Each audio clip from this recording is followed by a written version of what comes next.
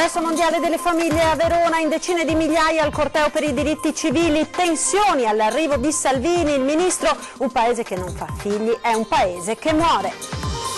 Fiamme in una palazzina a Murano, 2 novantenni muoiono nel rogo, un'altra donna ustionata, vigili del fuoco al lavoro nella notte per spegnere l'incendio.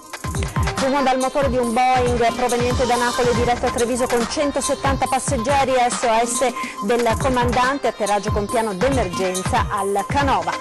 Bandito fa irruzione nel bar armato di coltello, ma il titolare del locale reagisce, lo prende a bastonate facendolo scappare, successo nel Vicentino. Cerimonia solenne della Fanteria di Marina stamane in piazza San Marco a Venezia, la presenza del ministro della Difesa Trenta, il sindaco, un omaggio agli uomini del mare. A 55 anni dalla strage del Vajont si sono ritrovati a Rovare i superstiti della squadra di calcio dell'Ongarone che nel 63 giocarono contro il San Biagio e pro roncade intensa commozione. Dopo la grande festa della tradizione del processo alla Vecchia a Ponte Dante, questa sera alle 21:15 rivedremo integralmente tutta la kermesse.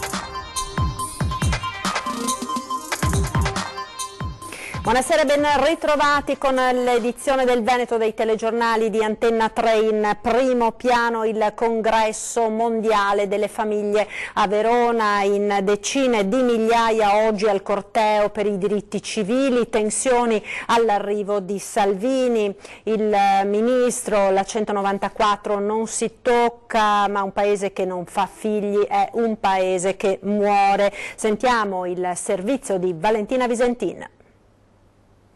È entrato nel vivo il Congresso mondiale sulla famiglia a Verona. La giornata di sabato ha visto molti interventi susseguirsi dal palco e l'arrivo del vice premier Matteo Salvini. Tra due ali di folla, molti sostenitori, qualche fischio e qualche contestazione, il vice premier ha fatto ingresso in sala dove ha parlato per circa 10 minuti. Non mi sento uno sfigato ad essere qui, queste le testuali parole di Matteo Salvini. Non sono venuto qui per togliere alcuna legge, bensì per difendere bambini, mamme e papà. Io non credo alla teoria gender. Queste le parole di Matteo Salvini che adesso vi proponiamo con un estratto del suo intervento. Poi Salvini ha anche parlato e commentato sulle parole del Papa, che ha detto non contesta la sostanza della giornata bensì il metodo.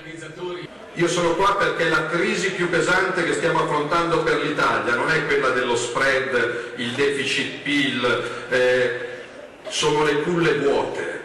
Io da vicepresidente del Consiglio di questo Paese voglio essere giudicato alla fine dei miei 5 anni, perché saranno 5 anni, sul fatto che gli italiani torneranno ad avere certezza, lavoro e torneranno a mettere al mondo dei figli. Perché un paese che non fa dei figli è un paese che muore. E lo dico con massimo rispetto a qualche distratto amico di governo che pensa che ci sia qua dentro un ritorno al passato. Qua dentro si prepara il futuro, qua dentro si guarda avanti, non si guarda avanti.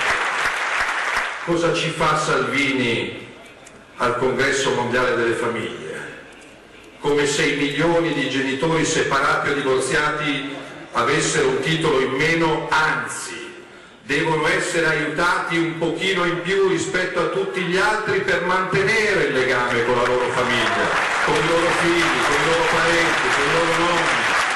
Ognuno a casa sua fa quello che vuole, però è mio dovere, è mio diritto, da papà, da italiano, da uomo e da ministro, difendere i diritti di coloro che non hanno voce, i bambini, rimettere al centro i bambini.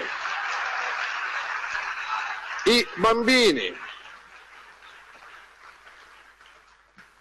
che non possono essere vittime dell'egoismo degli adulti, non possono essere oggetto dei litigi degli adulti. Occorre modificare il diritto di famiglia, sì, perché gli adulti possono litigare, perché un matrimonio purtroppo può finire, ma gli unici che non devono essere tirati in ballo nel litigio degli adulti devono essere i bambini, che devono continuare ad avere una mamma, un papà e dei nonni, non un genitore 1, un genitore 2, perché io sono un papà, non sono un genitore 1, un genitore 2. Ecco, avete sentito, quindi Salvini ha chiamato in causa anche l'alleato di governo e a distanza è arrivata la risposta di Luigi Di Maio. Si parla tanto di famiglia, noi teniamo tanto alla famiglia, siamo tanto preoccupati perché non si fanno i figli, ha detto Di Maio, ma mentre a Verona si affronta il tema con l'odio verso il prossimo e la discriminazione, dicendo che la donna deve stare a casa per favorire la crescita demografica, qui guardiamo al futuro con le politiche per i giovani, per il lavoro, per favorire i contratti a tempo indeterminato. A Verona ci sono i fanatici, c'è uno stile medioevale, continua Di Maio, qui si guarda al futuro. E quella di oggi è stata anche la giornata delle contestazioni al congresso a Verona con il corteo che si è snodato nel pomeriggio per le vie del centro. Vediamo.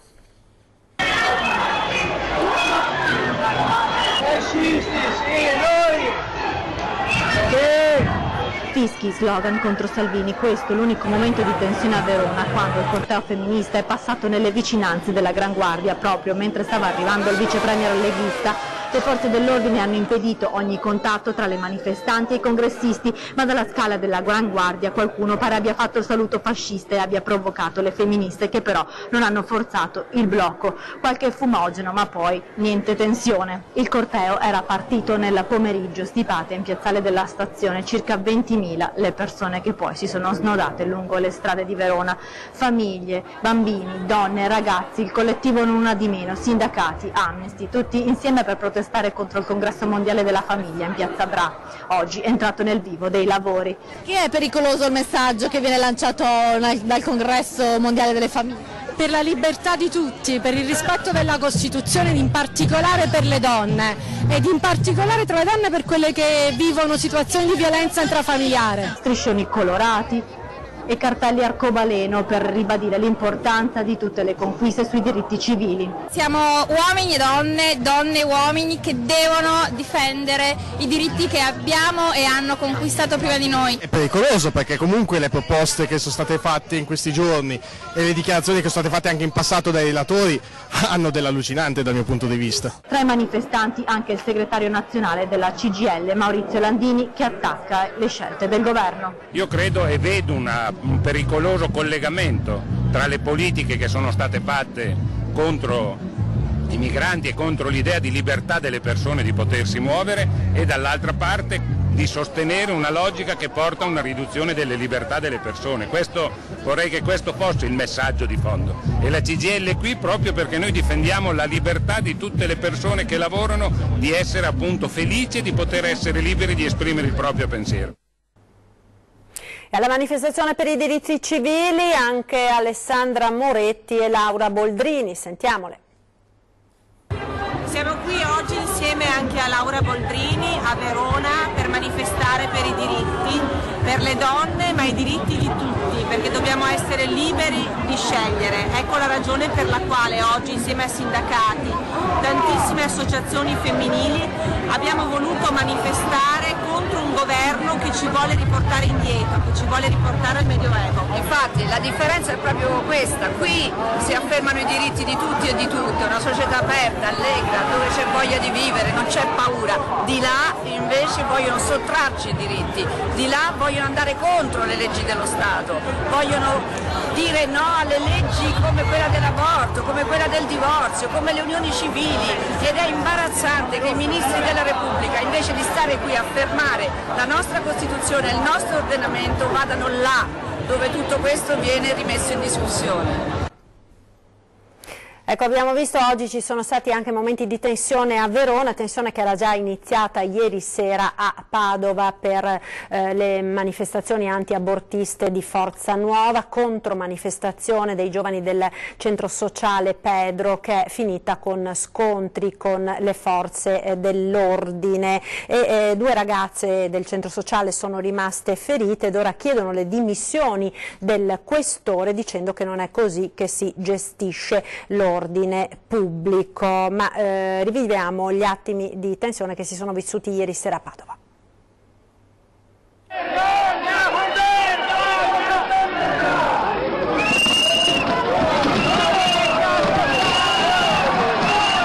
Due cariche tra Palazzo Moroni e il Caffè Pedrocchi nel cuore di Padova. Gli scontri temuti e annunciati in settimana alla fine ci sono stati. I centri sociali, nonostante il divieto della questura, dal presidio di Piazza delle Erbe hanno tentato un corteo, mentre dall'altra parte della città il gruppo di estrema destra Forza Nuova lanciava il suo anatema contro l'aborto. I militanti dei centri sociali sono stati caricati e fermati in via Oberdan.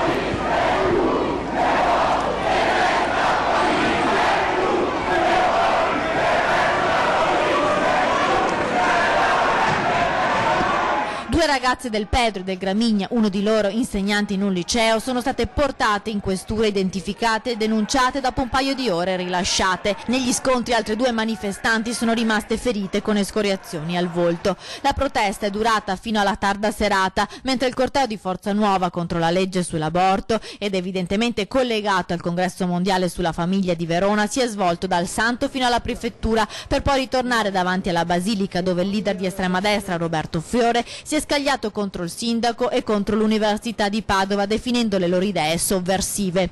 Terminate le due manifestazioni, è arrivata la nota del sindaco di Padova Sergio Giordani e del suo vice Arturo Lorenzoni. Padova non vuole essere usata da nessuno, respingiamo ogni strumentalizzazione, siamo amareggiati che il cuore della città sia stato teatro di tensioni che purtroppo erano nell'aria. Anche il questore Paolo Fassari ha commentato la serata: mi auguro che le istituzioni ringrazino la polizia e i carabinieri che per ore si sono presi sputi e insulti per fare il loro lavoro e difendere la libertà di tutti.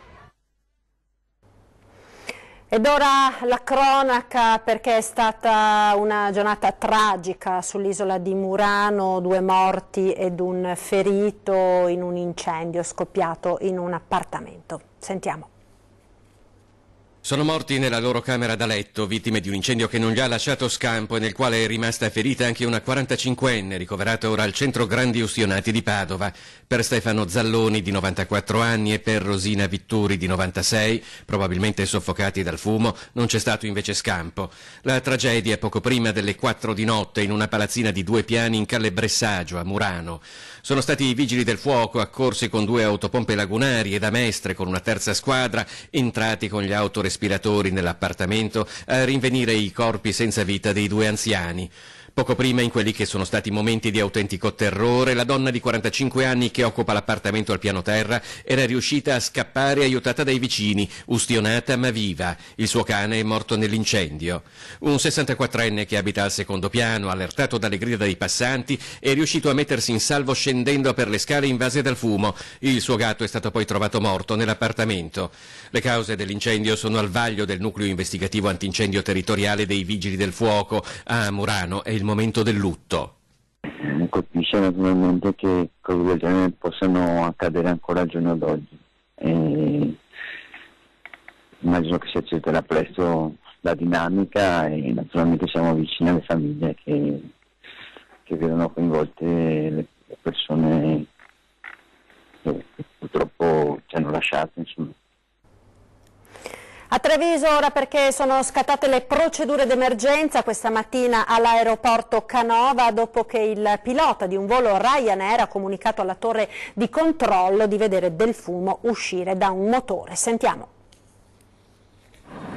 Fumo dalla turbina di un motore di un Boeing 737 della Ryanair, atterraggio d'emergenza all'aeroporto Canova di Treviso questa mattina, poco dopo le 7:45, a lanciare l'allarme il pilota del velivolo con a bordo 170 passeggeri in arrivo da Napoli al capoluogo della Marca. Il volo Ryanair da Napoli in fase di atterraggio si vedeva del fumo da un motore e quindi la torre di controllo ha attivato il piano d'emergenza con i vigili del fuoco. In pista dunque tutto era pronto per un'emergenza che fortunatamente non c'è stata. L'aereo è riuscito ad atterrare regolarmente alle 7:54 e solo dopo essere arrivati a terra i passeggeri si sono resi conto di quanto era accaduto. I vigili del fuoco, chiamati ad assistere alla manovra, hanno ravvisato la perdita d'olio da una turbina e l'aeromobile è rimasto fermo in attesa di ulteriori controlli e verifiche.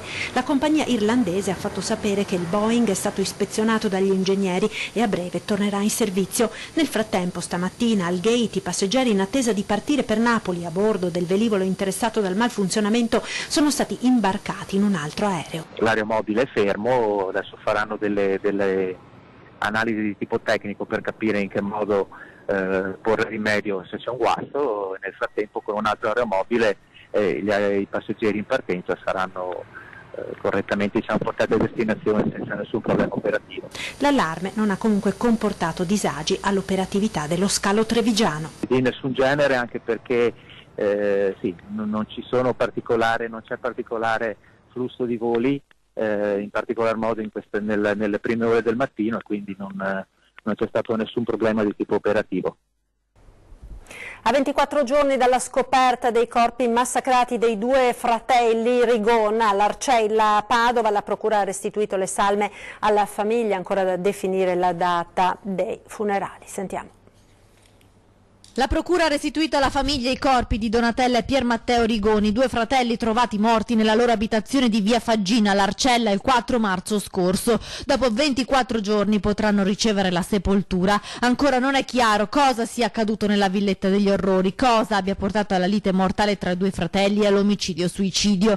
Difficile risalire al motivo scatenante. Le uniche certezze sono arrivate dall'autopsia. Entrambi i fratelli sono morti dissanguati, una ventina le coltellate sui loro corpi, alla testa e al collo, e alcuni colpi di forchetta. Donatella aveva una profonda ferita alla giugulare, Pier Matteo invece aveva coltellate in varie parti, al petto e alle braccia. È morto il giorno dopo della sorella, quindi è rimasto agonizzante per ore vicino al suo cadavere. Si sarebbero colpiti a vicenda, lui avrebbe ucciso la sorella che lo aveva a sua volta colpito e poi si sarebbe autoinferto colpi per togliersi la vita. Pier Matteo in bocca aveva del topicida, l'idea che prevale è che abbia cercato di ingerirlo per morire più rapidamente, anche se non è morto per il veleno bensì per il dissanguamento. La loro abitazione resta sotto sequestro, la procura non ha tolto i sigilli, quindi non si escludono possibili ulteriori sopralluoghi da parte della squadra mobile. In casa non c'è nessuna impronta se non quelle riconducibili ai due fratelli, da cui l'esclusione di terze persone coinvolte. Il sangue è solo il loro, anche quello trovato nel muro, con cui si è cercato di scrivere una frase incomprensibile. La porta era chiusa dall'interno. A scoprire i due cadaveri il terzo fratello, allertato dai vicini di casa, da settimana non sentiva i due e in quartiere qualcuno aveva notato le luci sempre accese e la macchina ferma da giorni. Dopo la morte della madre a dicembre i rapporti tra i fratelli pare si fossero deteriorati, la convivenza tra Donatella e Pier Matteo era diventata insostenibile. Cosa però abbia scatenato il massacro resterà per sempre il loro segreto. Ancora da definire la data del funerale, che si svolgerà con molta probabilità nella chiesa della Santissima Trinità di via Bernardi all'Arcella. Reagisce alla rapina bastonando il bandito e facendolo scappare, la reazione di un barista di Pianiga nel suo locale a Grisignano di Zocco. Grisignano di Zocco. È stato messo in fuga a bastonate dal titolare cinese di un bar del paese, il malvivente che sabato notte intorno alle 2:30 ha tentato una rapina, il volto coperto dal casco, un coltello in mano. Alla richiesta dell'incasso è immediata la reazione del barista, che ha iniziato con il malvivente una breve lotta. Vista la malparata, l'uomo è fuggito. Indagini sono in corso da parte dei carabinieri. Ci fermiamo ora per la pubblicità, tra poco restate con noi.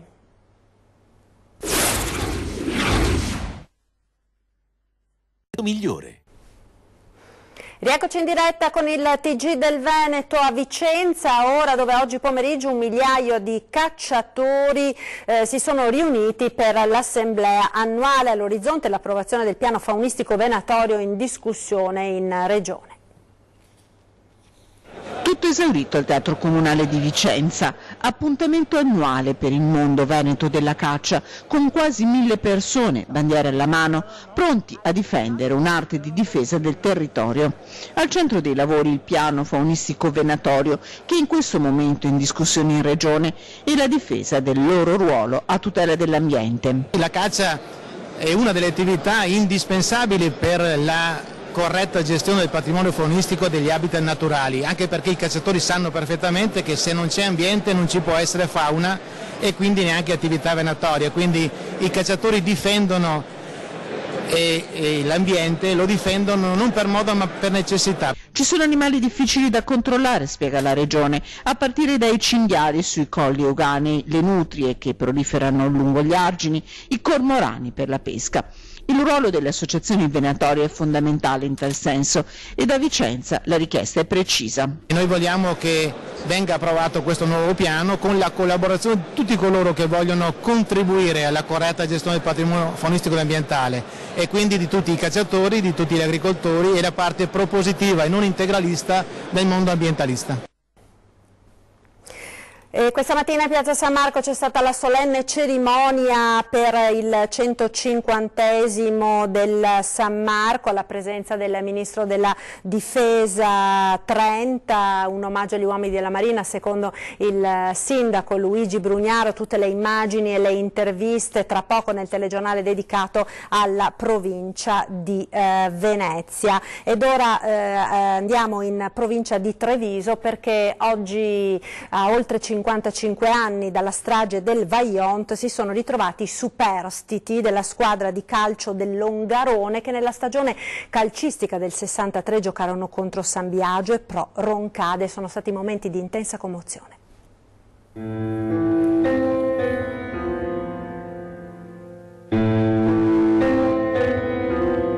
L'Ongarone Calcio, San Biagio di Callalta, Pro Roncade erano avversari storici nella stagione calcistica 1962-63. La squadra dolomitica venne decimata dall'onda devastante del Vajont. Si intreccia alla storia della tragedia il calcio. Quel 9 ottobre del 63 era un mercoledì, giornata di Coppa dei Campioni. In campo il Real Madrid più grande di sempre. Tutti sono davanti alla TV nei bar. All'Ongarone scendono anche dalle frazioni più a monte per vedere la partita. Moriranno quasi tutti, 1910 vittime, uomini, donne, 487 bambini, tra loro anche il capitano dell'Ongarone e 5 giocatori. Gli altri abitavano in Cadore. Franco Di Biasio è l'unico di l'Ongarone sopravvissuto. Io lì nella tragedia ho perso tutto, i genitori, una sorella di 11 anni e mi sono salvato perché ero a scuola a Conegliano, facevo l'enologia. Partivo il lunedì, tornavo il sabato, questo era un po'. E allora sono riuscito a essere ancora al mondo, se no non c'era rimasto più niente, né la casa, né avevamo un'attività, una fabbrica di biscotti, proprio cancellato completamente tutto. Insomma. Sono passati 55 anni e quei giocatori delle 3 squadre rivali nel 63 si sono finalmente ritrovati grazie ad un appello lanciato da Raimondo Giuriato, classe 34, e Franco Fattori, classe 45. Ad ottobre la partita della memoria, ora a San Biagio il momento del ricordo. Anch'io ho avuto dei parenti, degli amici del mio paese che purtroppo sono rimasti nella catastrofe e questo nell'insieme del calcio anche ho rinnovato la memoria di questi ragazzi che conoscevo. Di qui il messaggio ai giovani di oggi con i sindaci delle 3 comunità. Emozioni forti soprattutto anche quando si conoscono i numeri e sappiamo che oltre 500 bambini in quella tragedia hanno perso la vita. Che ricorda quello che è stata una tragedia immane che ha visto lasciare sul campo letteralmente anche la vita di alcuni giovani calciatori, giovanissimi calciatori che adesso vivono estremamente nel cuore di coloro che li hanno ricordati in queste giornate. Ci ha portato grandissime emozioni perché ci ha fatto tornare indietro di oltre 55 anni, ma ci dimostra che lo sport è vita e unità e proprio sono valori importanti che dobbiamo cercare di trasmettere anche ai nostri giovani.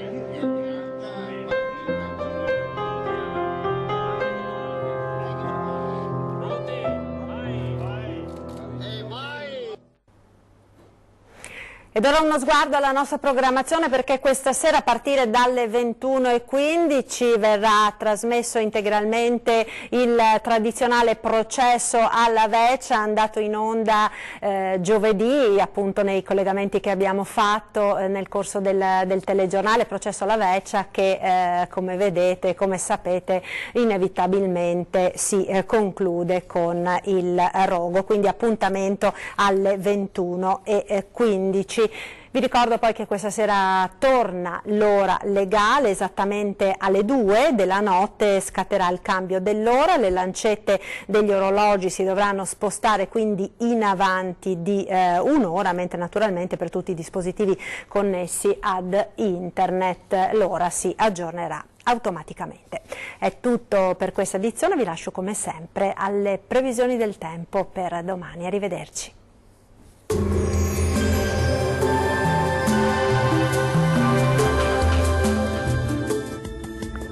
Ben ritrovati al meteo. Il mese di marzo si conclude ancora con il bel tempo. La giornata di domenica 31 sarà caratterizzata dal sole. Vediamo il dettaglio. Sul Veneto sarà soleggiato su tutti i settori con cielo al massimo poco nuvoloso. La presenza dell'alta pressione garantirà l'assenza di precipitazioni. Temperature minime tra 2 e 7 gradi, massime piuttosto calde, comprese tra 17 e 23 gradi. Poche novità sul Friuli Venezia Giulia, con ampio soleggiamento e con un cielo che si presenterà sereno e limpido su tutte le province. Temperature minime tra 5 e 11 gradi, massime piuttosto gradevoli, quasi calde, comprese tra 18 e 23 gradi. Condizioni di bel tempo anche sul Trentino Alto Adige, con ampio soleggiamento e con cielo al massimo poco nuvoloso un po' su tutti i settori. Temperature minime intorno ai 3 gradi, massime in lieve aumento sui 23 gradi circa. Dal meteo di Antenna 3 per ora è tutto, vi do appuntamento al prossimo aggiornamento. Arrivederci.